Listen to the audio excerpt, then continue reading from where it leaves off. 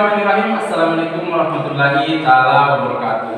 Waalaikumsalam warahmatullahi wabarakatuh. Nah, alhamdulillah pada pagi hari ini menjelang siang kita kembali lagi bertemu dalam pertemuan yang ke-8 ya, kalau tidak salah. Nah, sesuai yang saya katakan pada minggu lalu, pada hari ini kita akan masuk ke materi sistem reproduksi. Nah, lebih tepatnya kita mempelajari terlebih dahulu sistem reproduksi pada laki-laki. Nah, sebelum kita masuk ke dalam materi, saya ingin mau flashback dulu ke belakang-belakang dari materi kita sebelumnya. Saya mau tanyakan, kan salah satu contoh makhluk hidup adalah reproduksi atau berkembang biak. Nah, di sini ada yang tahu apa fungsi dari reproduksi itu? Apa sih, mengapa sih manusia atau makhluk hidup itu melakukan reproduksi? Agar menghasilkan keturunan. Mantap. Yang lain ada jawaban yang lain? Menambahkan. Nah, oke. Nah, betul dia yang dikatakan Adik Helmi. Nah, manusia itu berreproduksi atau makhluk hidup itu berreproduksi untuk melanjutkan keturunannya, untuk berkembang biak atau melahirkan keturunannya. Nah, hal ini tentunya bertujuan untuk mempertahankan keberlangsungan hidup spesies-spesiesnya akan terus hidup sampai sekarang.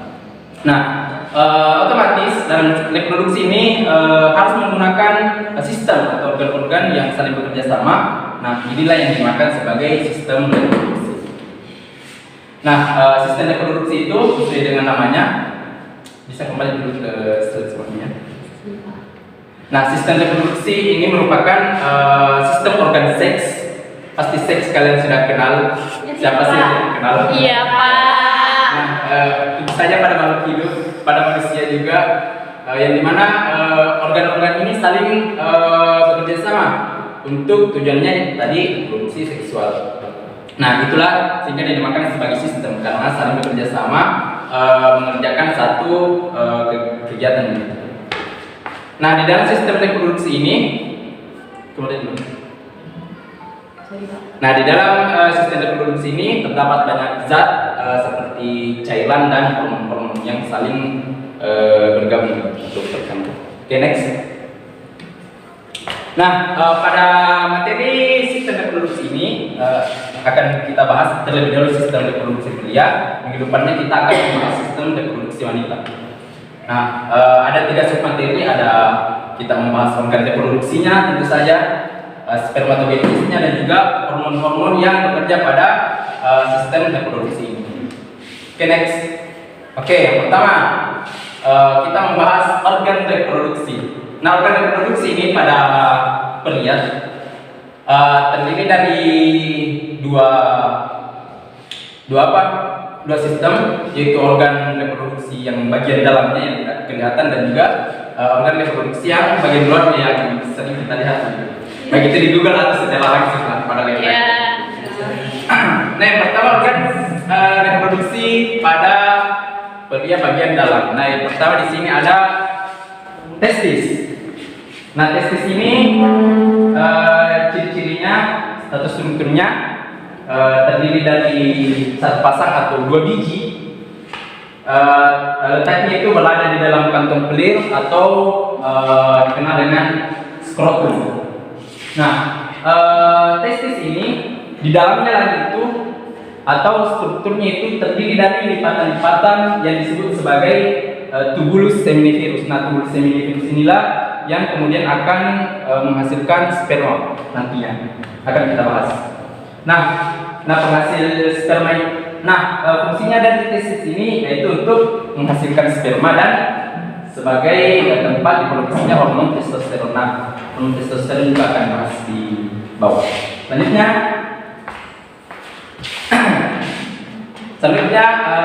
tadi kan ada testis. Nah, setelah testis itu ada saluran pengeluarannya, saluran disalurkannya agar sperma itu bisa keluar baik itu secara langsung ataupun otomatis. Yang pertama ada saluran epididymis. Nah, saluran epididymis ini merupakan suatu saluran yang berkelok-kelok di dalam skrotum. Yang ini bisa kita lihat gambarnya. Nah ini epididymis. Nah epididymis ini berupa saluran yang berkilo-kilo begini. Ini maksudnya tahu? Nah, itulah yang disebut sebagai epididymis. Kita ada gambar. Jumlahnya juga sepasang, terletak di testis sebelah kiri dan testis sebelah kanan. Masing-masing testis memiliki epididymis. Nah fungsinya itu sebagai tempat penyimpanan sementara sperma sebelum dikeluarkan menuju vas deferens melalui atau keluar melalui uretra. Nah oke, sampai di sini. Sebelum kita lanjutkan, ada yang mau ditanyakan? Oke, kalau tidak ada langsung next. Nah selanjutnya saluran lanjutan dari epididymis tadi ada vas deferens. Nah saluran ini berupa saluran lanjutan dari epididymis tadi. Kan tadi ada di sini epididymis yang melekat pada testis. Nah saluran sambungannya itu disebut sebagai vas deferens yang ini. Nah inilah yang disebut vas deferens. Nah letaknya itu kan tadi epididymis menempel pada testis, sedangkan vas deferens ini tidak menempel pada testis, hanya menggantung begini. Nah pada ujung saluran vas deferens ini ada ujungnya itu di sini. Nah ada kelenjar prostat yang seperti otak gambar ini. Jadi ini vas deferens panjang ini. Nah ujungnya kelenjar prostat. Nah fungsi dari saluran vas deferens ini sebagai jalur atau saluran berjalannya sperma dari epididymis ke kantong semen. Ini kantong semen. Oke, next. Nah selanjutnya saluran ejakulasi. Nah saluran ejakulasi ini lanjutan dari vas deferens tadi, yang dimana berupa saluran pendek yang menghubungkan antara kantong semen ujung dari vas deferens tadi menuju uretra. Nah fungsinya itu tentu saja sebagai tempat menyalurkan sperma agar masuk ke dalam uretra. Nah yang ini uretra. Nah sedangkan yang bagian sini itu yang inilah yang disebut saluran ejakulasi. Nah di sini kelenjar prostat tadi. Nah inilah yang menunjukkan saluran ejakulasi. Saya hapus dulu ya, supaya tidak mengganggu.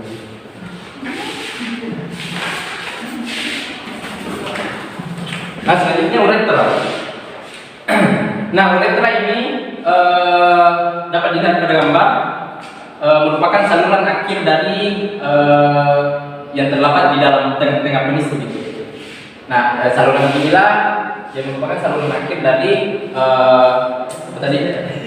sperma. Nah fungsinya itu sebagai saluran kelamin.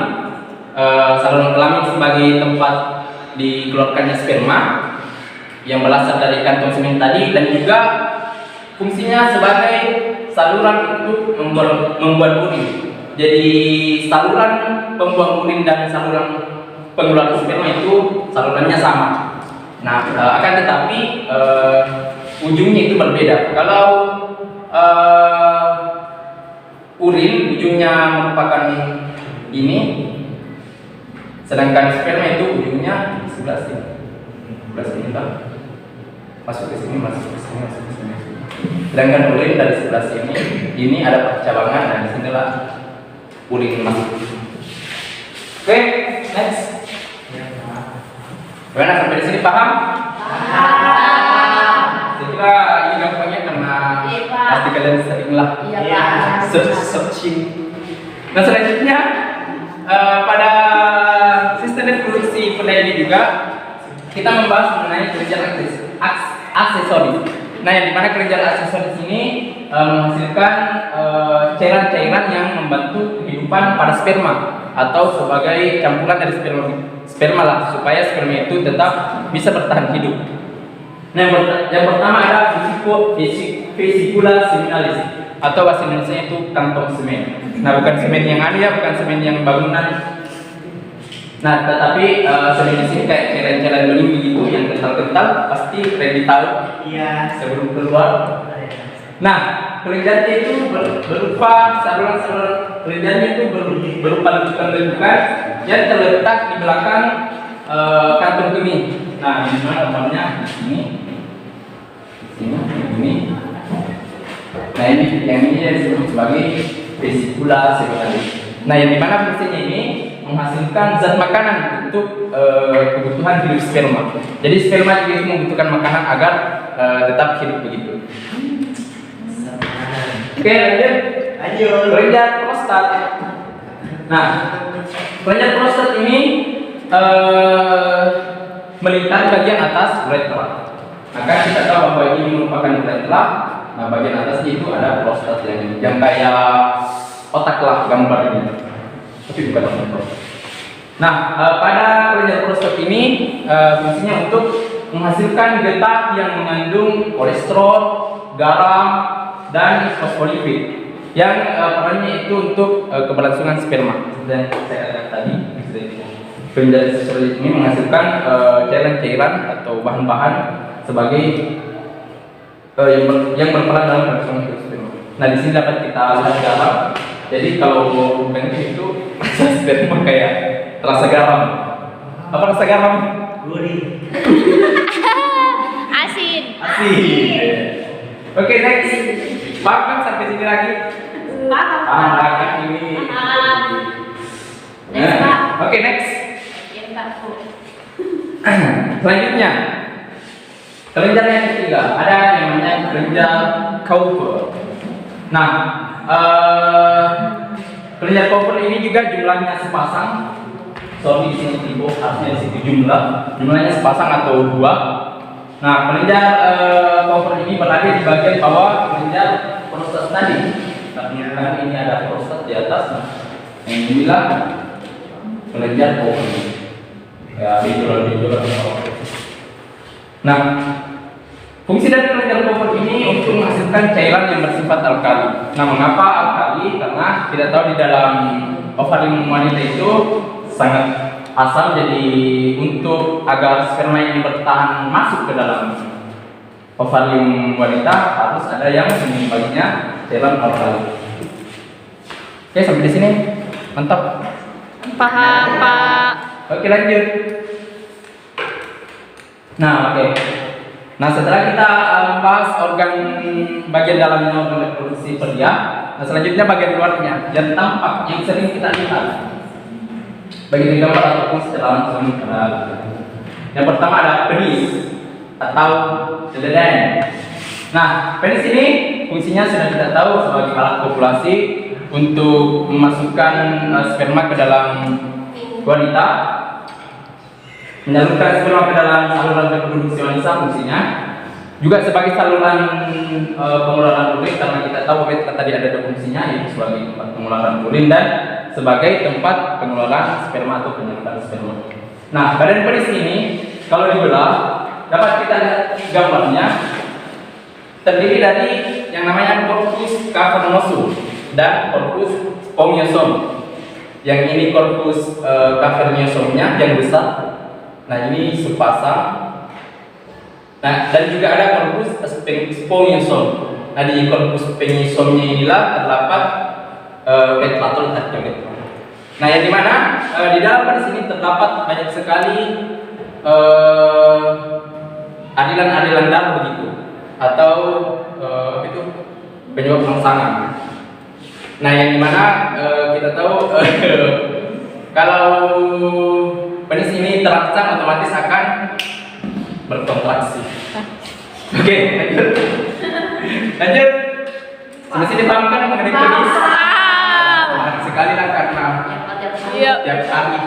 Oke, selanjutnya ada skrotum atau kantong belir atau disebut sebagai apa ini? Kantong belir yang biasa kita kenal sebagai sehari-harinya. Itu. Nah, yang dimana skrotum ini jumlahnya ada sepasang atau dua, yang dimana duanya itu maksudnya itu kan begini skrotum, Dua itu maksudnya karena dibatasi oleh sekat.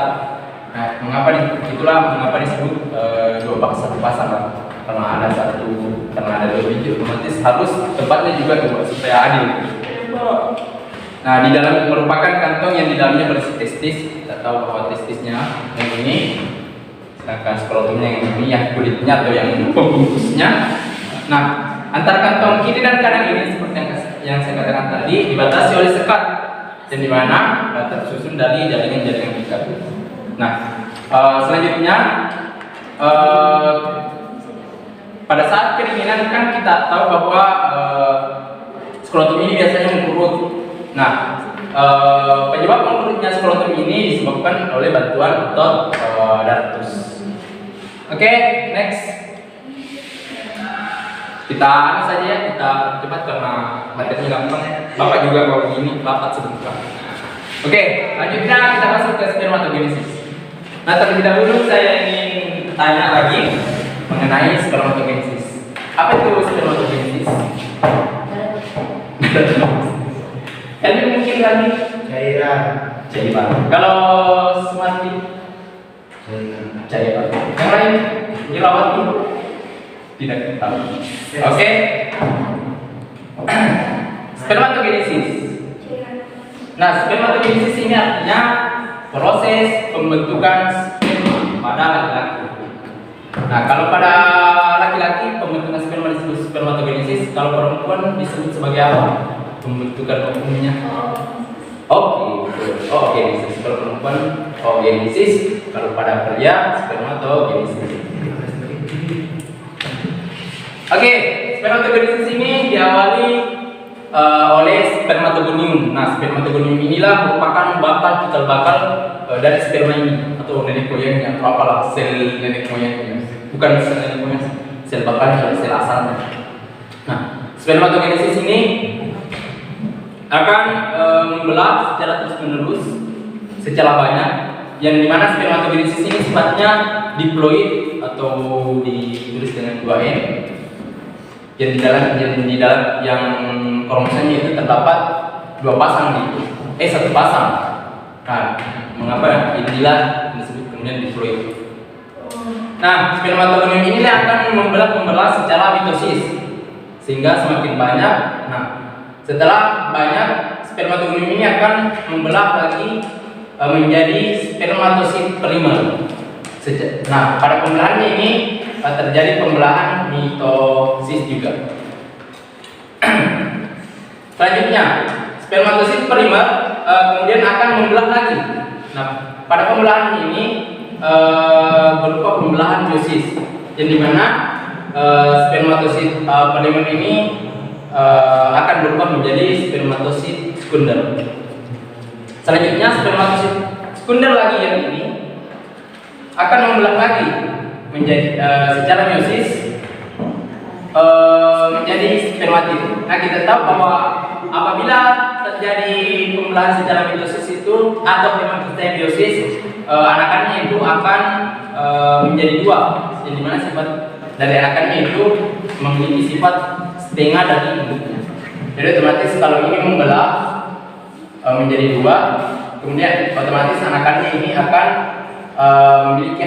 memiliki sifat setengah dari induknya. Ya, mana kita lihat ini, perhatikan kromosomnya, kan ada dua begini kromosomnya. Ketika membelah secara meiosis akan masing-masing begini. Jadi ini dibagi dua, masing-masing ke anaknya satu-satu. Nah, hasilnya itu yang dinamakan sebagai spermatid.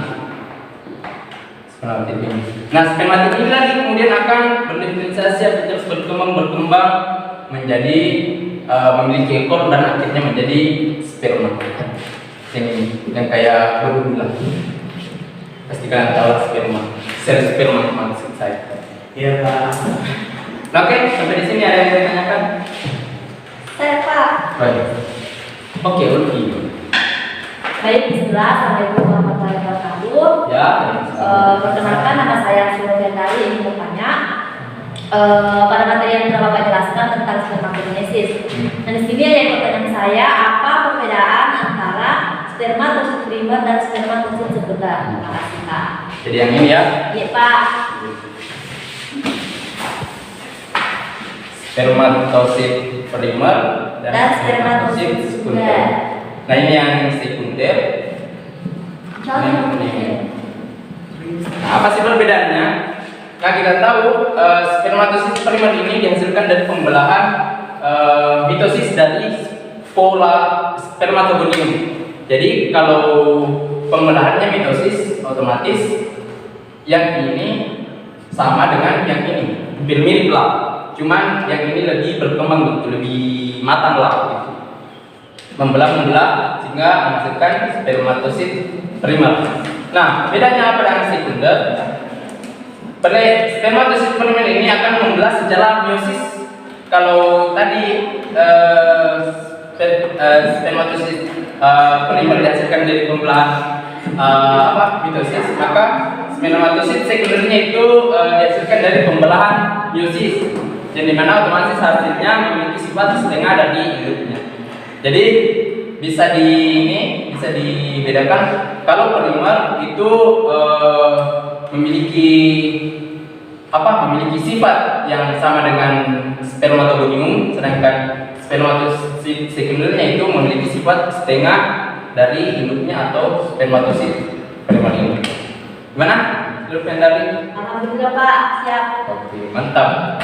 Pak. Oke, kalau gitu kita lanjut. Atau ada yang mau lagi tanya? Mungkin ada, lanjut.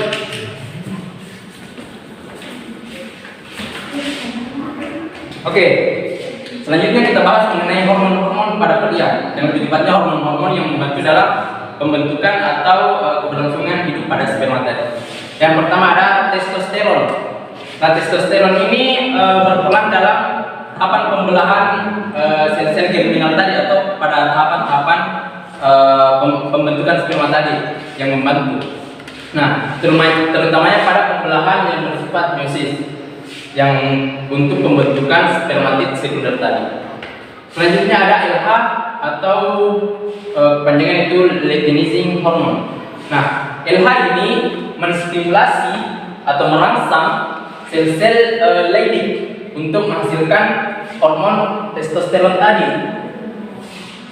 Nah, jadi LH ini merangsang pembentukan testosteron fungsinya. Selanjutnya ada FSH atau follicle stimulation hormone. Nah, sesuai dengan namanya, menstimulasi fungsinya itu menstimulasi perubahan spermatid menjadi sperma atau merangsang agar sperma itu bisa berkembang kayak memiliki ekor dan bagian-bagian lain. Selanjutnya ada hormon estrogen yang keempat. Nah, hormon estrogen ini dibentuk oleh sel Sertoli. Nah, sel Sertoli ini letaknya juga berada di dalam testis di sekitaran spermatogonium tadi. Misalkan di sini ada spermatogonium, nah di sini ada sel-sel Sertoli. Nah, yang dimana perannya itu berperan dalam membantu proses pematangan sperma agar lebih siap untuk dikeluarkan. Selanjutnya ada hormon pertumbuhan, sesuai dengan namanya untuk pertumbuhan tentunya berperan dalam meningkatkan proses pembelahan awal pada proses spermatogenesis pada pembentukan sperma. Oke, next. Oke, silakan. Nah, materinya cuma sampai di sini. Mungkin ada yang mau ditanyakan materinya yang tadi bagaimana? Ada yang mau ditanyakan sebelum kita? Sudah tidak ada Pak. Oh, sudah tidak ada Pak dulu. Oke, kalau sudah tidak ada, mungkin karena waktu juga sudah hampir jam 12 ya, kita mau sholat juga Anda bisa merapat di ruang guru sebentar. Jadi mungkin saya akhiri pertemuan ini. Saya lupa, kan kita hari ini membahas sistem reproduksi pada pria, jadi minggu depannya kita akan membahas sistem reproduksi pada wanita. Ya. Mungkin ada yang bisa berkontribusi. Oke, sampai di sini pertemuan kita pada hari ini. Mohon dibaca-baca materi mengenai sistem reproduksi supaya minggu depannya kita bisa saling gampang memahami dalam membahas tentang pada wanita ini. Dan kurang yang dimaafkan, subhanallah wa bihamdik, asyhadu an la ilaha illa anta, astaghfiruka wa atubu ilaik. Wabillahi taufiq wal hidayah. Assalamualaikum warahmatullahi wabarakatuh. Waalaikumsalam.